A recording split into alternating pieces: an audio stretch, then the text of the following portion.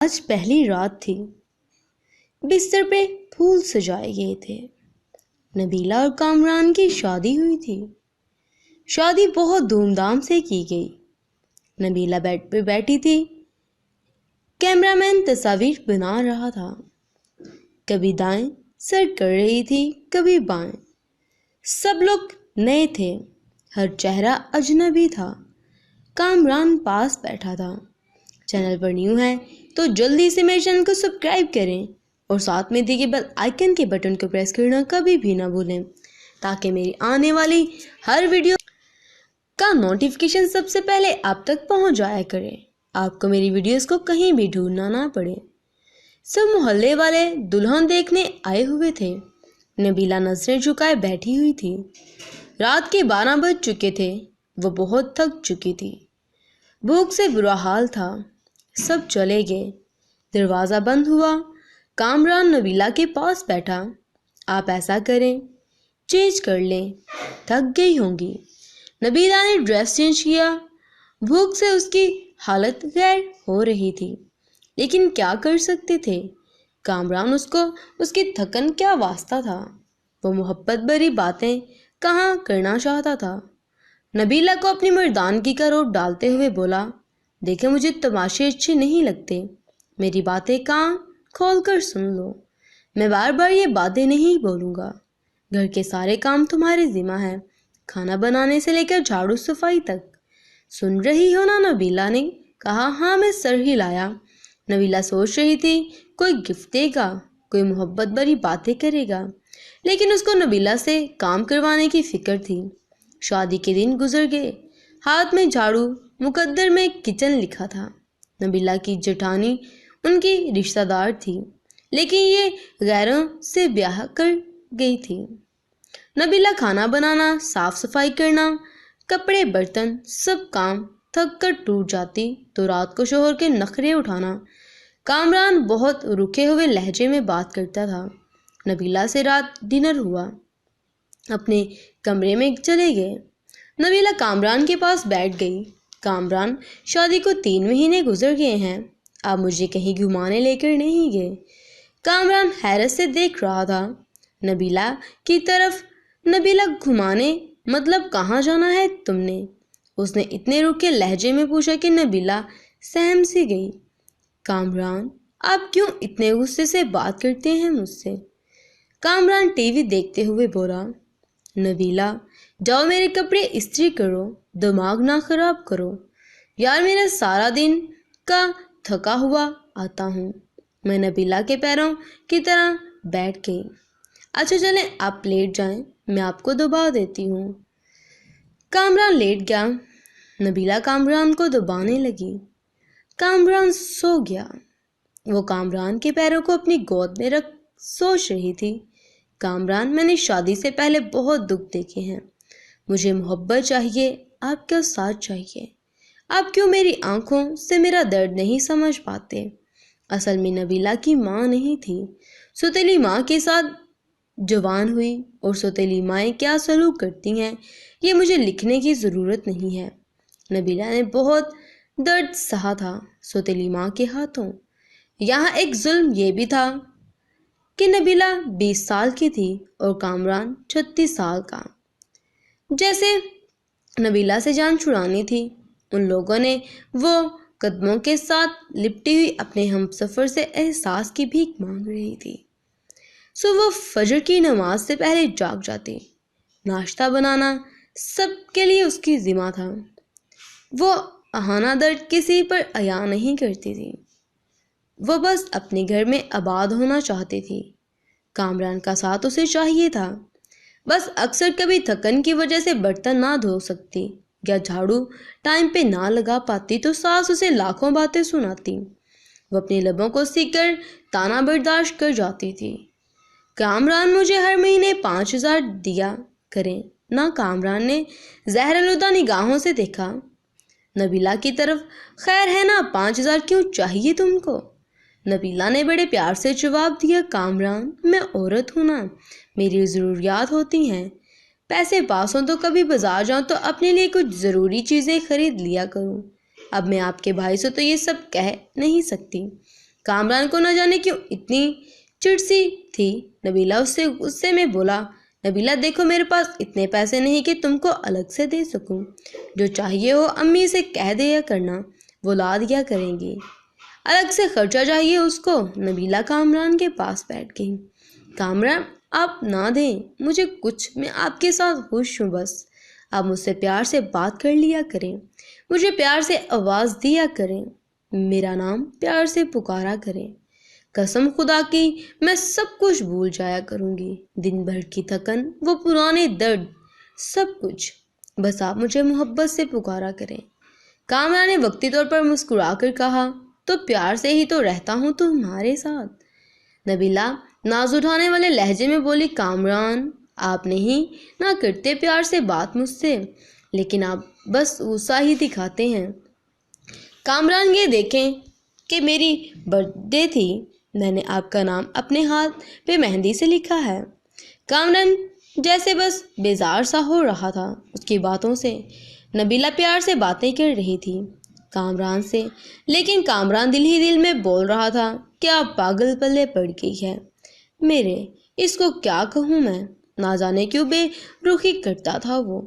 انہوں نے نیا گھر بنانا تھا، گاؤں کے لوگ تھے۔ کامران نے نبیلہ سے کہا، نبیلہ آج رات اینٹیں آ جائیں گی، تم ہماری مدد کرنا، گھر میں ہی کام کروا دینا۔ نبیلہ دن بھر گھر کے کام کیے بغیر تھک جاتی، پھر رات کو وہ اینٹیں اٹھا اٹھا کر گھر میں پھینکنے لگی۔ رات کے 3 بج گئے، کام ختم ہوا، اس کا جسم درد اور تھکن سے بے جان سا ہو رہا تھا۔ کامران لیٹ گیا نبیلہ پاس۔ کامران پلیز میرا سر دبا دینا، مجھے بہت درد ہو رہا ہے۔ کامران نے کروٹ بدلی، یار یہ کیا کہہ رہی ہو، مجھ سے دبوایا نہیں جاتا۔ وہ بستر پر لیٹ گئی، نہ جانے کیوں آنکھوں سے آنسو بہنے لگے۔ وہ رو رہی تھی، اس کو بہت درد ہو رہا تھا۔ وہ منہ پہ ہاتھ رکھ کر سانس روکنے کی کوشش کر رہی تھی۔ کامران پاس سویا ہوا تھا، وہ درد سے نہ سو سکی۔ فجر کی اذان ہونے لگی، اس کی آنکھیں لگ گئی۔ وہ سوئی تھی کہ ساس گالیاں دے رہی تھی، میڈم سوئی ہوئی ہو، شرم نہیں ہے، ٹائم دیکھو۔ کامران بھی برہم ہوا، وہ اٹھی۔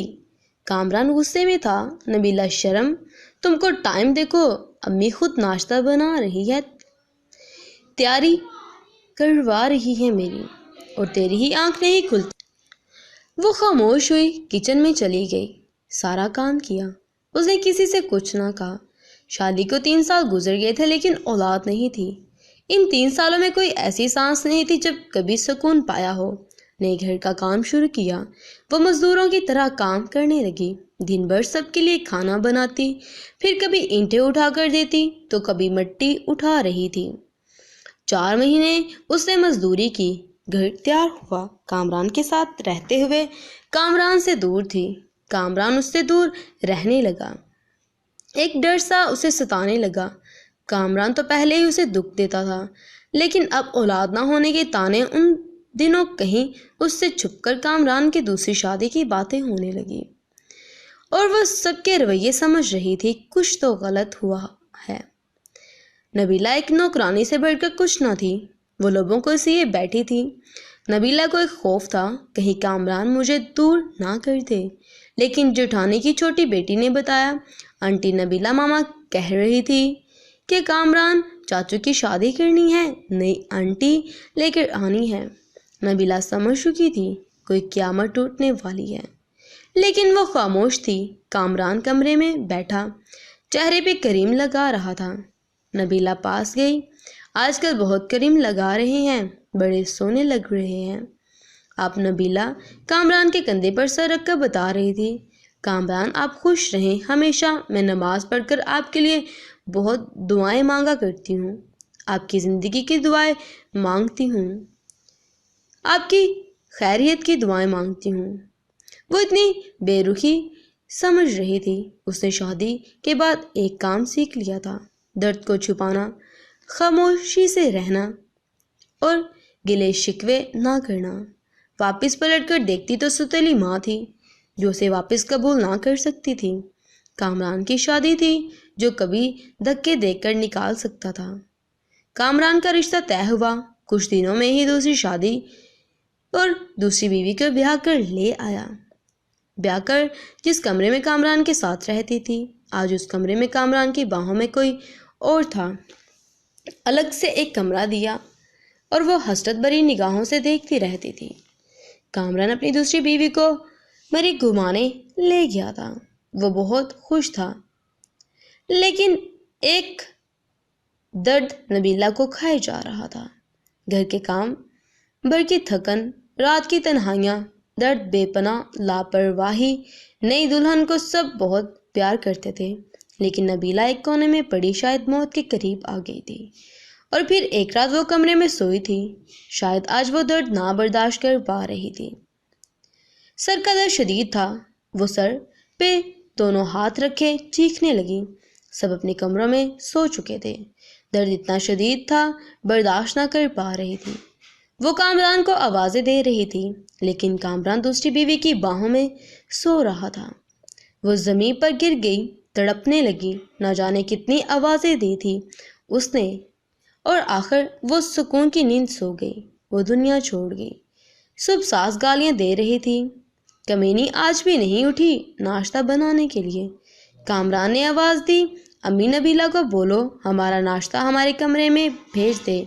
ماں نے گالی دی، وہ منحوس سوئی ہوئی ہے، ابھی تک سونے دو آج اسے کوئی نہ جانے اس کے کمرے میں۔ دوپہر کا وقت ہو رہا تھا، سب اپنے کاموں میں مصروف تھے، لیکن ابھی تک نبیلہ کمرے سے باہر نہیں آئی تھی۔ آخر ساس کمرے میں گئی۔ نبیلہ اونھے منہ زمین پہ پڑی تھی۔ ساس نے شور مچا دیا، سب اکٹھے ہو گئے۔ دیکھا وہ اکڑ چکی تھی۔ اس کی لاش کو چارپائی پہ ڈالا، اس کے آنسو ابھی تک آنکھوں میں تھے۔ اچانک سے کیسے مر گئی؟ ان لوگوں نے اسے دفنا دیا، جنازہ ہوا، کوئی آنکھ نہ روئی اس کے غم میں۔ ایک دن اس کے کمرے کی صفائی کرتی کامران کی دوسری بیوی نے دیکھا کچھ رپورٹ دوائیاں تھیں اس کے کمرے میں، جن کو وہ روز کھاتی تھی۔ وہ دیکھ کر حیران ہو گئی۔ اس کو برین ٹیومر تھا۔ نہ جانے کب سے وہ یہ درد سہ رہی تھی۔ ایک ڈائری بھی لکھ رکھی تھی، یہاں وہ اپنے درد لکھا کرتی تھی۔ اس کی ڈائری کے کچھ جملے، کامران مجھ سے روٹھا رہتا ہے، میری طرف دیکھتا ہی نہیں ہے۔ آج میں نے سارا دن مزدوری کی، کامران مجھے ٹھنڈا پانی پلایا، میں بہت خوش ہوئی۔ کامران کہتا ہے میں بہت اچھی ہوں، لیکن پھر بھی پتہ نہیں کیوں مجھ سے دور رہتا ہے۔ آج میں اس کے لیے تیار ہوئی تھی، خود کو سنوارا تھا۔ میرا تو کوئی ہے بھی نہیں، بس قرآنی بن کر مرنے تک یہی رہوں گی۔ کامران کی بنی دلہن بہت پیاری ہے۔ اسے برگر لا کر دیا۔ میں نے کہا مجھے بھی لا دو۔ کہتا تم برتن دھو جا کر، دماغ خراب نہ کرو میرا، بھلا میں نے برگر ہی تو مانگا تھا۔ آج صبح سے میری سانس رک رہی ہے۔ کاش کامران کی باہوں میں مر سکتی، کاش کامران میرا درد سمجھتا، مجھے سینے سے لگاتا، میں سکون سے مر جاتی۔ کامران آپ کبھی میری یہ ڈائری پڑھیں تو خود کو میری موت کا ذمہ دار نہ ٹھہرانا۔ بہت پیار کرتی ہوں آپ سے، بس نصیب سے ہار گئی ہوں۔ شاید کہ میری قسمت میں خوشیاں نہیں لکھی تھی، اور ہاں پاگل، ایک برگر ہی تو تھا، کنجوس، تم لا دیتے تو کیا ہوتا، جاتے ڈانٹنے کی کیا ضرورت تھی۔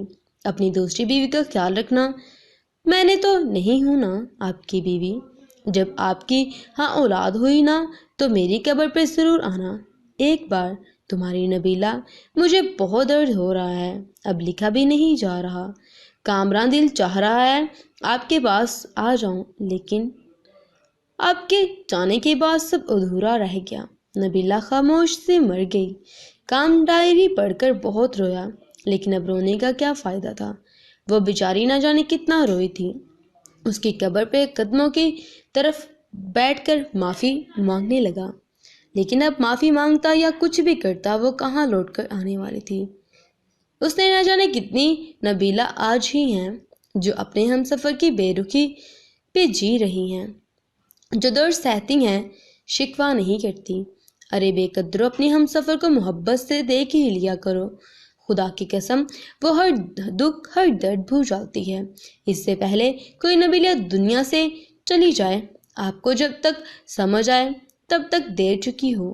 قیامت کے دن محشر کا پوچھے گا، اور اللہ کے خوف سے ڈریں اور اپنی بیویوں سے ہی پیار کریں، نہ کہ اس کے برعکس اور بیویاں لے کے آئیں۔ اس میں خامیوں کی بجائے خوبیوں کو ڈھونڈیں، ان کی عزت کریں، ان سے پیار کریں۔ امید کرتی ہوں کہ مورل سٹوری آپ کو پسند آئی ہوگی۔ اگر پسند آئے تو اپنی رائے مجھے کمنٹ سیکشن میں ضرور بتائیے گا کہ آپ کو یہ سٹوری کیسی لگی ہے۔ اور پلیز میں آپ سے ریکویسٹ کرتی ہوں، ڈھیروں ریکویسٹ کرتی ہوں کہ سٹوری کو زیادہ سے زیادہ شیئر کریے گا، اس لیے نہیں کہ میرا بینیفٹ ہوگا، اس لیے کہ کوئی تو انسان ہماری وجہ سے بچ سکے گا، کوئی تو انسان کسی کی قدر کرنا سیکھے گا۔ اس کے مرنے کے بعد تو ہر کسی کو یاد آتی ہے، لیکن اس کی زندگی میں اسے قدر کرنا سیکھ لے گا۔ سو اپنا خیال رکھیں، پلیز لاسٹ میں شیئر کریے گا، اپنا خیال رکھیے گا۔